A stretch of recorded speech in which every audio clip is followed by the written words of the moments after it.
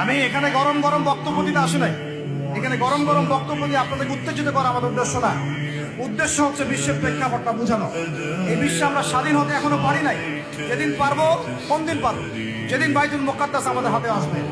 বিশ্বাস করেন, ওই জায়গা থেকেই ইনশাআল্লাহ অচিরে ঈসা ইবনে মারিয়াম সারা বিশ্বকে শাসন করবে ইনশাআল্লাহ।